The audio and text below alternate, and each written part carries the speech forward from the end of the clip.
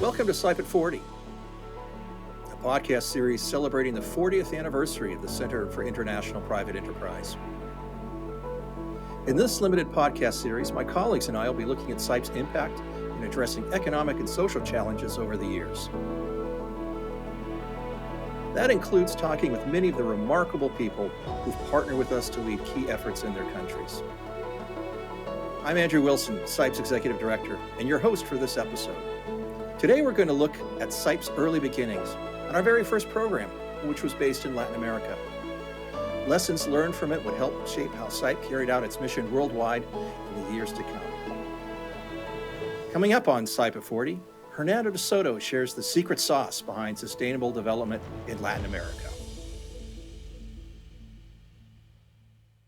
So my guest today is our very first partner, noted economist and author Hernando de Soto.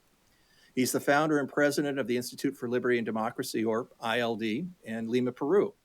And both he and his organization are internationally known for their groundbreaking work to advance key areas of economic development in emerging economies. Hernando, thank you so much for joining us today and sharing your insights. Andrew, it's great to see you again. I'm delighted to be with CIPE, of course. You made all the difference and the way we started off. Good to be with you. Well, let's start with that. Let's start at the beginning.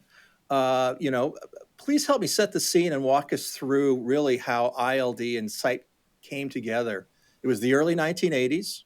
It was a challenging time in your region in many ways.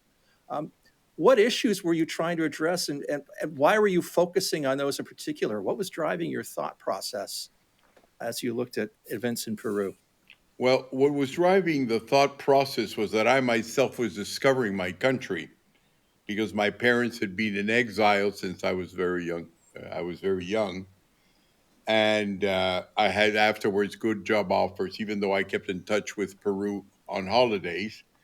I had just returned to Peru after leaving in my mother's arms at the age of 3. So I had a different look at Peru than most Peruvians did. Two things were foremost at that time. First of all, I was amazed by the informal economy. You know, everybody talked about it being something marginal, and everything I saw was just pure informal. And as it turned out, in those dates, the statistics are mainly of the International Labor Organization, which measured the informal economy as being those who were out of a job. The failure of the capitalist system, as it was described by the International Labor Organization. And I counted it in a different way. I found out who was having a job, but that wasn't recorded, and we got to nearly 70% of the economy. That changed the whole concept about development around. In other words, private enterprise was there, the spirit of enterprise was there, and the problem was the law, and we're not unemployed laborers. We had plenty of entrepreneurs. What we lacked were good markets where they could develop with all the mechanisms required for markets to develop. And the second thing that was of impact is that a very efficient, a very cruel terrorist system had begun in Peru, anti-enterprise. It was a Maoist system and classified by your own Congress and your State Department as only equivalent to the Khmer Rouge in Cambodia under Pol Pot. We went out to try and defeat it, of course, because their thesis was that these were not private entrepreneurs, that capitalism doesn't work in the country. And you were crucial to all that because by the time that Abimael Guzman, who headed the movement, trained in China at the time, those were other days, it wasn't the modern China of today, he credited us in his last book. He said we were defeated and the cause is Hernando de Soto, his organization. That includes you, Andrew.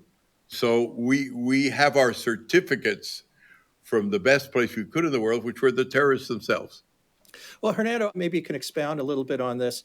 In a lot of the development community, there was not this concern with the informal sector. You know, if people were making a living and there was bread on the table, why did it matter that there was an informal sector? It was getting a job done. It was serving a need. Why was this a particular issue that was vexing you? What were you thinking in terms of, okay, why is this an issue that needs to be addressed? of informality? Well, because one thing is enterprise, and there are such things as poor entrepreneurs.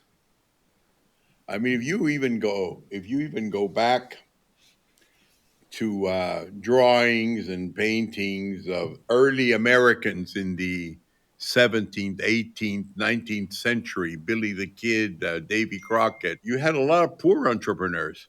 As a matter of fact, we were wealthier than you are. So there are such things as poor entrepreneurs. You go to India today, and there are people making $1 a day, and what they don't have is economies of scale. They don't have credit. They don't have capital. They cannot make combinations. Their markets are extremely restricted, and the rates of suicides among them are extremely high. Well, they were surviving, but surviving obviously is not good enough. People get angry, not when they're poor. You can have masses of people in India, hundreds of millions, and they're poor, but it's when you put them and you contrast them to richer people that you start having social problems. The informal sector is important. The other thing that's important about the informal sector, and it's something we still haven't managed to address adequately, is that it's very hard to describe. The way we describe it, informal is another way for saying illegal or extra legal. It doesn't mean that they're laid back or that they're casual, but they lack law. So imagine, for example, just one example, Andrew, if you are an entrepreneur in Peru and you lack just one thing, everything else, one thing, it's called limited liability. You practically have limited liability included in any entrepreneurial formation in the United States. What does that mean? And the whole informal sector, one of its characteristics, one of the ways that we describe it is it doesn't have limited liability. It means every time I make a deal with you, I can't just say, look, I'm going to take a risk, but I'm only going to go to $1,000. I'm not going to go further. I want to put my kids through school or whatever it is. Every time you make a deal in the informal sector and you don't strike it rich, you're wiped out. You're not wiped out 5 times in your life. You can be wiped out every day. So what I'm saying about informal economy, it is a way of saying the law that allows enterprise to work is extremely complex. It's not laid out in such a way that you can just absorb it in a generation. So you don't have to simply be labor to be poor. As a matter of fact, most of the poor of Peru are not labor; they're entrepreneurs. So you're looking at this system that functions under this high risk area, that it limits people's ability to make decisions and invest and do other things, do business with strangers. And we try to understand why people choose that path, if you will, kind of stealing the title from your first book, The Other Path. Can you tell us a little bit about how you gained the insights into why people behave the way they do in selecting the informal sector as where they would be business, if indeed it was a choice? Uh, what kind of led you to the approach, and maybe share with some of our listeners this approach you took? Because at the time, it was groundbreaking. It really, I think, was taking people in a very different direction Yeah. from what the orthodoxy of economic development was. Well, the fact is, the informal sector is a name that we've given simply because the ILO made it famous, the International Labor Organization, to attack capitalism. And so we came back to say we have another definition. And instead of talking about capitalism or choosing another framework, that's the framework we were under. But in fact, the informal sector is the way enterprise begins. It's been informality all the way. Like some Americans say, it's turtles all the way down. It's always been informal. It's entrepreneurship without standards. It's entrepreneurship without scale. It's entrepreneurship without the ability to combine things. Andrew, everything around your room in the United States, everything around this room in Peru, there isn't one thing made by one person. Everything is a combination of various other things.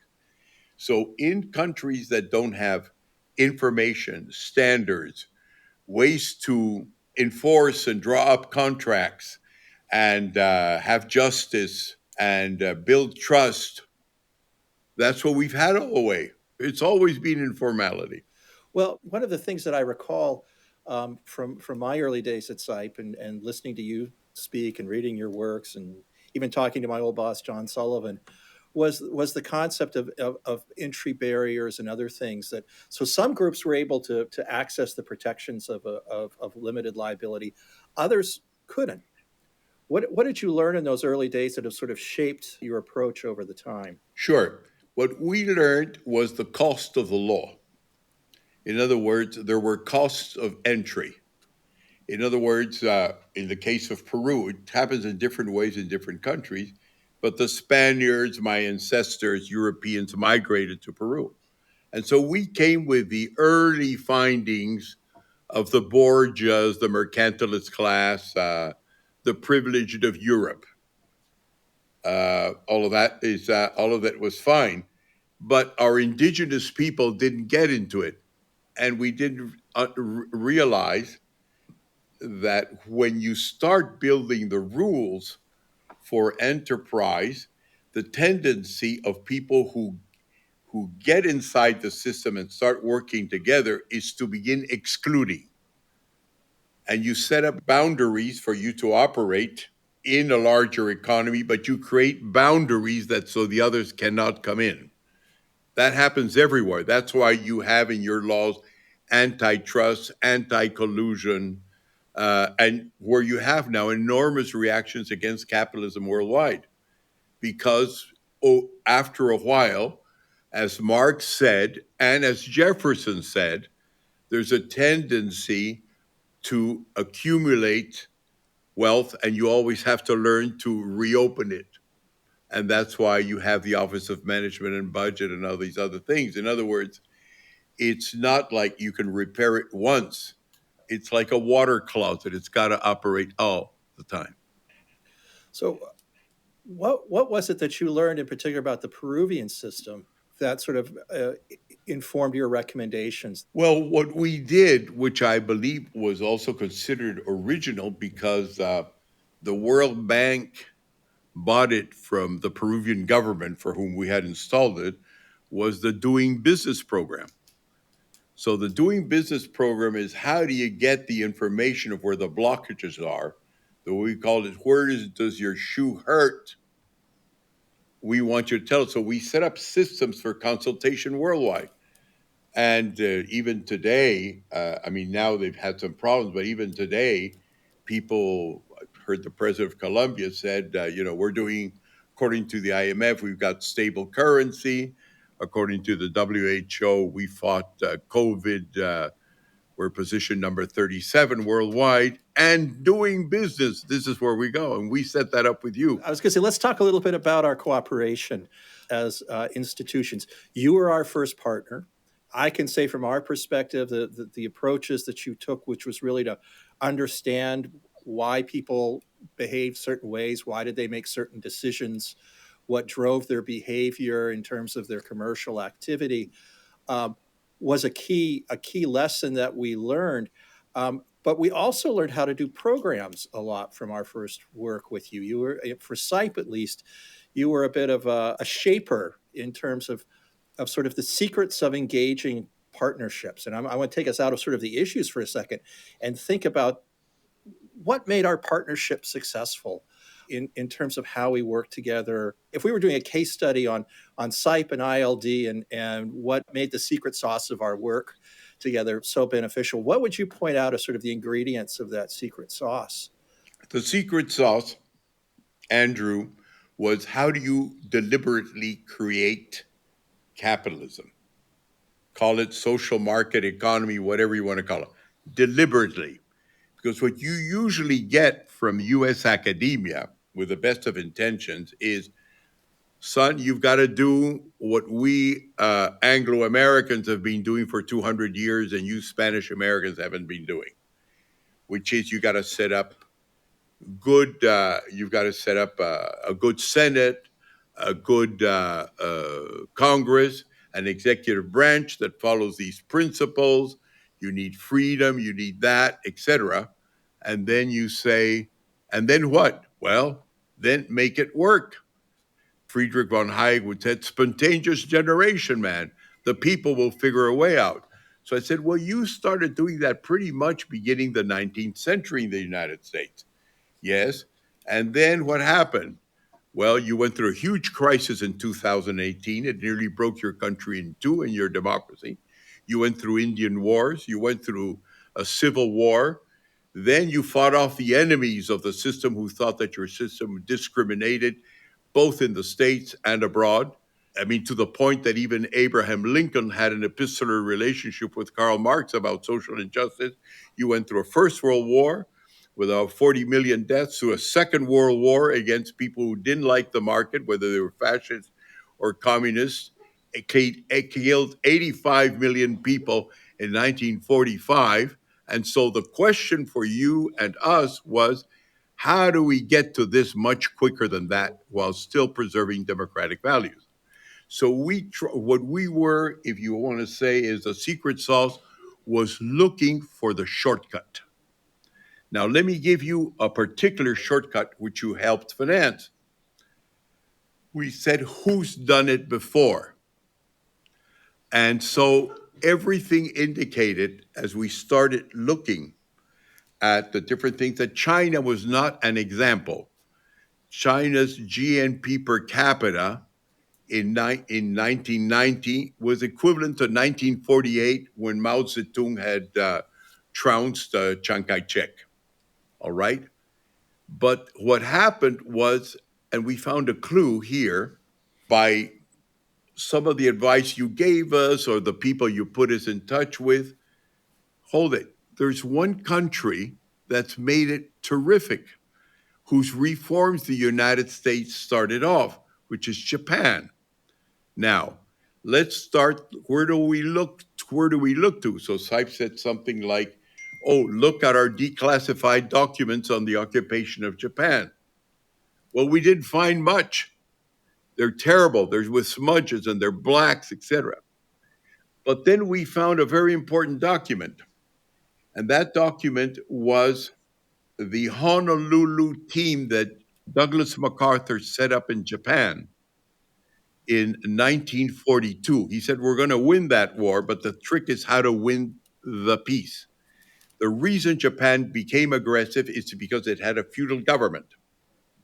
That feudal government had decided, because of 56 large peasant uprisings throughout the beginning of the 20th century and during their Meiji Restoration, that the problem was that Japan didn't have enough land. It's just a little strippy little island. So they invaded Manchuria, they invaded Korea, they went all the way down to Indonesia. So, said MacArthur, what we have to do is dismantle the feudal state and create a market economy. And he was a Jeffersonian. So he took that plan, and once he got into power, he said, this is the first thing you're going to do. And he gave a one-page edict. So we went to Japan and said, we haven't found anything stateside, so let's find out what you've got. And they didn't have much either. Why? And I'm getting to the point now. Because when you're flattened out by 2 atomic bombs, you're not in the mood for writing anything, nor writing things about America. So what we found out is that what MacArthur had done is that part of his plan was to delegate it to the Japanese. So with your money, we spent half a year searching around Japan with a foundation called the International House of Japan for any survivors who organized and created the property rights and the private property rights system in Japan. And we ended up with 7 octogenarians that we worked with for about a year and a half. And once we had everything they told us, their posters and their stuff, we translated it to the titling systems that exist today all throughout the third world, also thanks to you, because we not only implemented them in 30 countries, including ours, the World Bank also did that, the Inter-American Development Bank did that, and the world throughout. And the result is that now all those enormous migrations in developing countries as a result of wars, squatting, nations splitting up, decolonization, are now titled countries where there are boundaries at the level not only of the sovereign state, but of private entrepreneurs. So, coming back, what we did with you is, if you want to, two things. One, you try and find somebody who did it. Who are the real guys who did it? You become a Sherlock Holmes all the way to the end. You don't want to talk to somebody who heard that somebody else did it. You start getting less into history, John Sullivan's stuff, because historians spend a long time giving each other a bloody nose about what really happened. You talk to the guys who are in it today, and most important than anything, how do we get their liberation? Not only set up the institutions, Douglas North, Adam Smith, etc. What did you do in the last 300 years that you could have stopped, you could have not have to do and get to the point right away? We can do that. We can interpret that. That's what we did. And I think between the work you did on sort of entry into markets, as well as the idea of property titling and property rights and transferring property rights, a lot of different lines of thought coming together, I think, that are complementary and really kind of get at the core of people's problems when they want to start a business. If we fast forward to today, what are you seeing as the challenges and the barriers that those at the bottom of the pyramid, if you will, or outside the pyramid, are facing in terms of accessing the opportunities within the market? Excellent question. But I'm going to turn it around a little bit. I'm going to tell you not why it's important to us, but why it's important to you. You are now being sidelined in Latin America. You are no longer the first investment power in Latin America. It's China. You're the head of the Southern Command, which is your military, who are in charge of looking south. You've got the Northern, Westerns, etc. You got 7 commands. Declared on the 29th of March this year that China's investments in Latin America were no longer simply economic rivalry. They were a security issue and a threat to the United States. And just a few days ago, you said the same thing in the Middle East. What's happened during all this time, and because we followed them, I'm, by the way, aside from being member of various universities in the United States and halls of fame, I'm also on the Chinese side, and I've seen how they've been developing. What the Chinese have done. Let me first of all give you a number that's striking. The Chinese have spent on buying mines and energy sources in the global south, mainly Peru, Chile, Brazil, 3 times more than all the financial military aid that you've given last year to the Ukraine. They're churning more capital out than you are. Their thesis is that always has been, like it was Jefferson's, that you have to make a distinction between what's investment and what's money. These are two different things. And the failure of capitalism is that it always falls into what they call fictitious capital. That's what Jefferson called it in 2018. Money that woof disappears like it did in 2008 and like it's disappearing in front of our eyes today. Capital is something that stays, that sticks, it's solid, it's like your house. It has other ways of being measured and valued. Now, here's what's happening. The Chinese have specialized in actually doing something which you haven't quite caught on because you have such a successful system, which is they've also separated not only capital from money, they have separated uh, sovereignty rights from property rights. So cut the United States or the Americas in two, but not horizontally geopolitically, right? Arizona, Santa Fe, blah, blah, blah. Peru, Bolivia, Brazil, not horizontally, vertically. And the way it works is this: in Latin America, from the Rio Grande down, like in all of the world, except probably you to a certain degree, everything that's subsurface, that is to say, strategic materials, energy, everything you need to win the war in Ukraine and to make sure you're not overrun by China comes from below the surface. And it's sovereign. In other words, it's not the individual who owns it, it's the state that owns it in the name of the people. And it's been that way 2,400 years since the Roman Empire. They've studied that extremely well since 1990 until today. They call it the modernization of Marxism. It's Xi Jinping's personal work, and they found a way of cornering those rights throughout the third world. So today, as you try and fight back Russia, right, who has a chokehold on Europe because it supplies half the energy, and that energy comes from fossil fuels, oil, uh, coal, gas, 90%, it's choking you guys.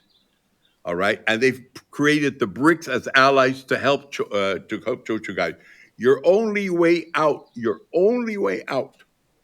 is, if you want to fight that battle, is clean energy, which Biden is very much in favor of. All right. But clean energy, hydro, nuclear, wind energy doesn't travel by tubes. It travels by wires. Just Chile and Peru, the people we have titled with your money, they haven't realized that yet. The title we titled with your money, we export 38% of the world's copper. We've got most of the world's lithium, and we have all the electric metals, tin, gold, and silver. All right? And you've been ignoring us, but we've got it all. That's why they're going to us, because the day that they finally are able to break the chokehold from Russia, you're going to need us.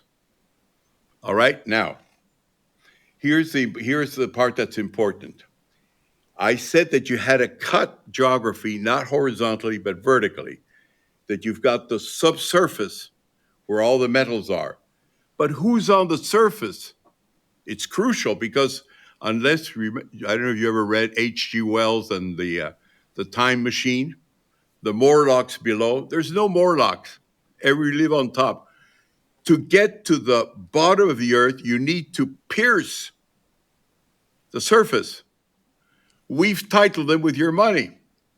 And today they're revolting against the Chinese because they think they're not getting a good deal, because their property rights give them a right to buy and sell locally. But that's peanuts compared to putting them on the stock market, because locally it's potato land. That's what we can do.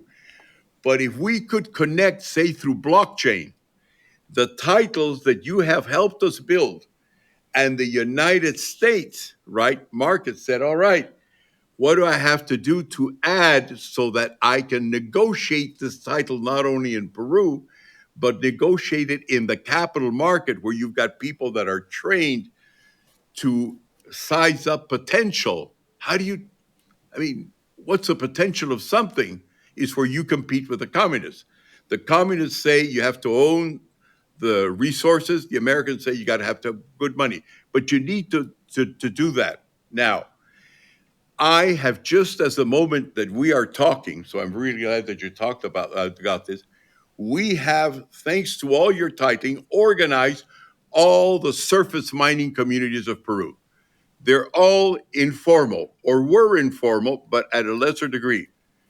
And I've put them together, and I've gone seen my friend Chris Dodd, who is now the right-hand man of President Biden. They're old buddies from the Senate, who's in charge of rescuing Latin America from the Chinese hand. I've sent you 2 documents. I've put them into 8 organizations that are sitting on top of $2.5 trillion. And they want to touch the United States because they think they're getting a dirty deal from the Chinese. And why? Because the lawyers that worked with me in ILD, that's where they are. Once the ILD started sizing down, they were hired by the informals to protect them. And with all of these, and after talking to Ted Cruz, the Congress, Henry Kissinger, Clinton, all the people I met through you at a certain moment, I went to the U.S. Embassy and asked for 12 visas so we could start the dialogue, and I didn't get them.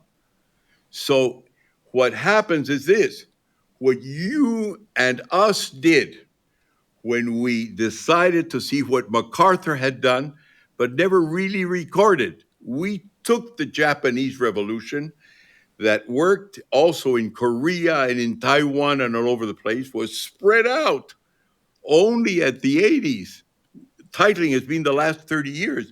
The whole world is titled, but it's not in touch with capital markets. Remember, we said that it's not enough just to have the document. So, what's interesting now is that they have no notion. I mean, I've talked to the likes of Juan Gonzalez. He has no notion of what we did with CIPE. He doesn't know that you've already got set up. As usual, because you're a busy nation, you forget some of the good things you did. And as you said, there's a cycle, and you started that cycle at the end of the Second World War. Because when Marshall did his plan, General Marshall, for Europe and MacArthur for the East, the whole idea was, how do we reduce sovereign powers, which strengthen the likes of the Hitlers and Mussolinis and the feudal oligarchies of Asian countries, and bring in property rights? That's basically what you did. And you've done it so successfully that you forgot about it. But now these are your best allies. And what's important is to now do the task that we are doing through this podcast to remind the United States that it's got all the right allies. And with this, I finish. But you keep on talking to the wrong people. Your president has just invited Latin American presidents, including Marxist Leninists. Those aren't the people he has to talk to. It's the landowners, not the guys who dish out the subsurface rights, but the guys who control the surface rights, because there's no way of pumping out or drilling out unless you go through the surface, unless you're a Morlock, and there's still no Morlocks in the world. Well, I think what you're saying resonates a lot with me in particular, but I think with my colleagues here at CIPE in another aspect too, because we have been looking at what we call the phenomenon of corrosive capital versus constructive capital. And looking at capital flows from authoritarian states that essentially arrive without rules attached. And by their arrival in a country, they seek, whether through corruption or other means, expedient ways of entering into the market to build those mines, dig those mines, drill that oil, extract that wealth, lend money in ways that lacks transparency, and ultimately assaults the rule of law within a country because they work around the systems, not through them, in order to get what they want. Versus constructive capital, which is what we would attribute to more sort of traditional capital flows that bring with them best practice, et cetera, et cetera. I think the big difference here as well is that with Chinese investments often comes Chinese loans and Chinese projects that are financed differently. And ultimately, it's those folks that sit on top of the land who have collateralized assets sitting underneath them, but ultimately are being asked to pay the costs of this corruption or these deals that shouldn't have been made in the first place. We've worked with local partners to study some of these issues. Half of Argentina's debt to China isn't considered state debt, sovereign debt, because the Argentinians classify it as a loan from a state-owned bank in China to a state-owned corporation in Argentina. Therefore, it's not sovereign. It falls under sort of a commercial definition. So people can't even know the extent to which their own countries are doing business with these forces. And I think we need to draw a lot more attention both to the scale of the issue that you pointed out early in your comments, but also the fact that a lot of these solutions actually lie not only with the citizens, but with the governments in the countries receiving these investments, that they need to follow their own rules if we want to ensure both the rule of law and, I think in the longer term, democracy and markets. I agree and I disagree. Let me tell you why. This is Peru. You're holding a bottle of water. I am holding a bottle of water. This part is the subsurface, sovereign owned. The way it's always been for 2,500 years. If you want our oil, you want whatever you find in the global south, and we've got most of it, you ask for a concession on this. Governments give concessions. Now, always on top, somebody's sitting there already. That's a surface. We're on audio here, Hernando, so I've got to just explain to folks that you've been doing a wonderful metaphor with a bottle, where the sovereign rights are the bottle and the volume of liquid in the bottle, but the cap of the bottle, which is the individual property rights. That's right. Now, always on top, somebody's sitting there already. That's a surface. Okay. When we met in CIPE 30 odd years ago or more, this part was always part of this. You bought it lock, stock, and barrel. But thanks to my participation as a principal in meetings, international meetings, together with Joe Stiglitz and George Meany, head of the FAL-CIO, we gradually separated this from this. And we said this gets an international price, high corruption, high money to whoever gives it, and this gets bought out at the price of potatoes. What's logical is if this is the key to getting in there, it receives an international price. So we did two treaties, of which I'm a principal. One is called 169 of the ILO, and the other one is called Fair Globalization, with indigenous rights, and I participated with all, even indigenous people in the United States, but it went much further. On the basis of the free trade agreements negotiated with Latin America, this thing that property rights should be negotiated separately or can be negotiated separately from sovereign rights is now in the law in every country. And the reason that they're rebelling against the first Chinese investments is because, as opposed to 30 years ago, this is what our indigenous people are doing. So the delegation I was getting to from Peru, the objective of which is to go to your capital markets and say, give me the token that allows me to enter your market and sell this for the right price. And why is that convenient for you Americans? Because the Chinese have no experience whatsoever in dealing with a property right. They know how to deal with this. And that's why they have their problem.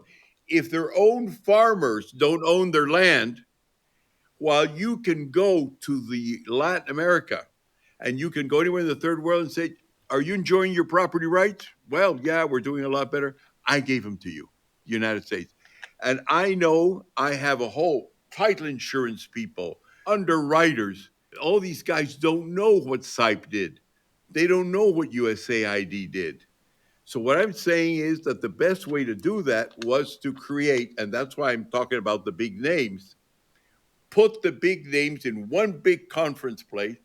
We get the Wall Street Journal, which I've already got.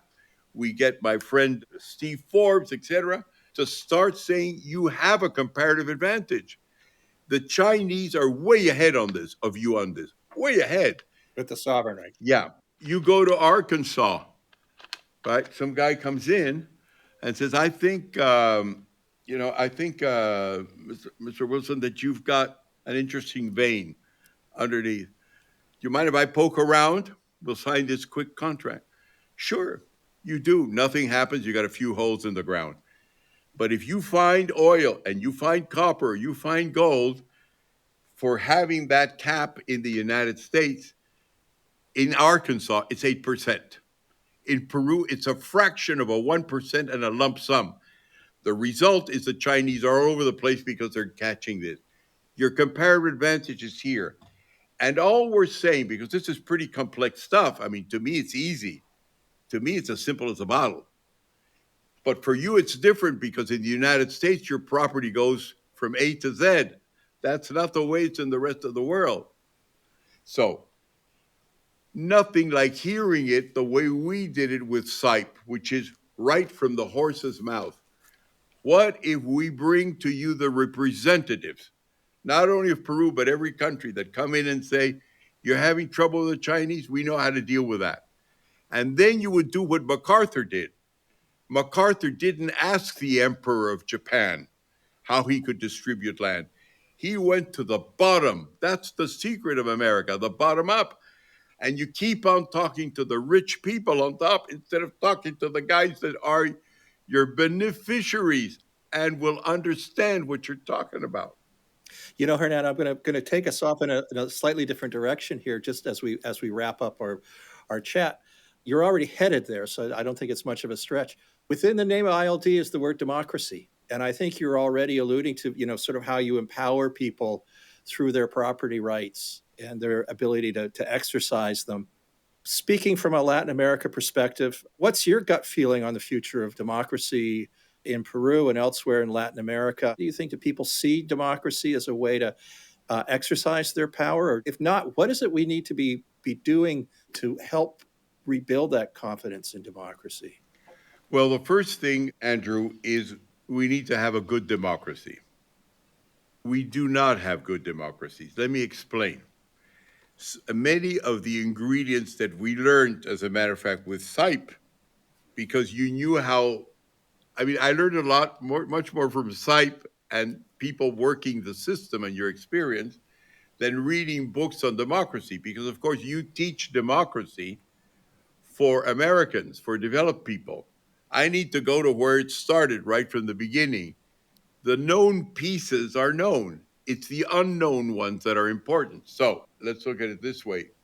You have democracy every day. Every time somebody wants to pass a law, they have to do a cost benefit analysis. It's controlled by the Office of Management and Budget. Uh, for every rule that's going to come out, you have got to do a what do you call a consultation process. You have to pre-publish the law. In case it's kind of shady, you call it a sunset law, which means that it can be cut back at any time possible. You've got a series of mechanisms. We don't have that. What we call democracy in Latin America is electing the president. Once he's in power or she's in power, she's a dictator because none of the things that allow the control of the electorate are in place. You can what do you call them, revoke. You're Arnold Schwarzenegger, and you don't like the way somebody's governing California. You hold an election again. You've got all the mechanisms to hold people accountable.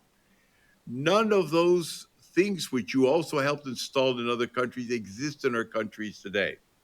The result is that democracy is not considered, I would say, by the majority of people, the main problem. The tendency in Latin America is to go the Bukele route or the Messianic route. Somebody that's going to get this straight. Uh, we once even did a study to humiliate the Peruvian status quo. That if you were part of a Chinese Soviet, your day-to-day possibility of getting with your complaint to the top was much greater than we had in our democracies. Okay, we elect our dictator if you want to, but afterwards we can't control them. So all of those different mechanisms, and what's difficult about it, of course, Andrew, is that it's not the same in every country. The Swiss have another way of controlling power, that is to say, creating democracy. They have 7 presidents, not one, right? They have other ways of holding referendums.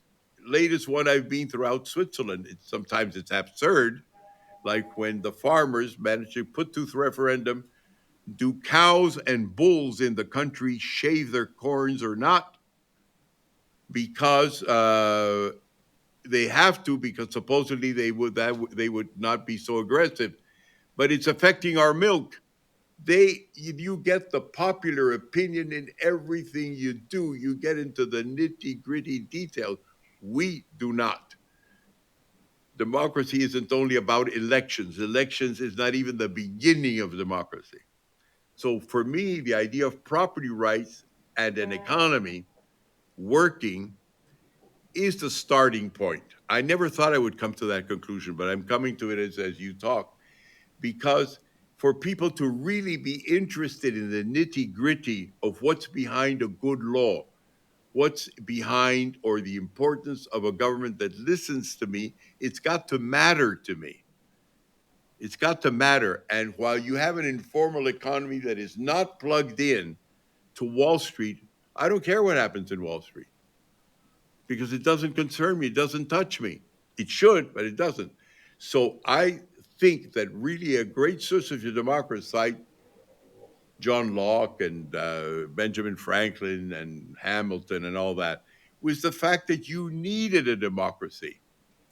I mean, otherwise the country would be run over by the Billy the Kids of the world and all your unsavory types that came with it before and after the Civil War. You've got to need democracy. It's not just something you hold in your heart. That's interesting because the idea that you need democracy, I remember speaking to colleagues in India once, trying to understand why India was with all these different ethnic groups and religious groups. How did it manage to sustain democracy? And the point was made to me, because without it, we can't function. That there's just too many groups, too many interests, too many. It's the only thing that can possibly mediate in a vast country like India. Hernando, I'm going to thank you now for sort of taking us full circle. Democracies in both our names. We're both institutions that are passionate about markets and property rights and the role of the individual in society. Thank you for taking us back in time, but also offering us some real practical solutions to some of the biggest challenges both the United States is facing, but also I think many emerging markets or countries of the South are finding themselves in the middle of, and that's sort of this global competition over economic and value systems that we find ourselves in. And I do nothing but wish you the best in your latest efforts and hope that we can find ways to complement each other moving forward. Thank you very much, Andrew. First of all, great to see you again. Great to be in touch with CIPE. It's a little bit like coming out of the orphanage and finding your mother. Thank you very much. And thank you for joining us today for this episode of CIPE at 40. If you found this podcast interesting, please visit CIPE.org for more information about our programs and share this podcast with others.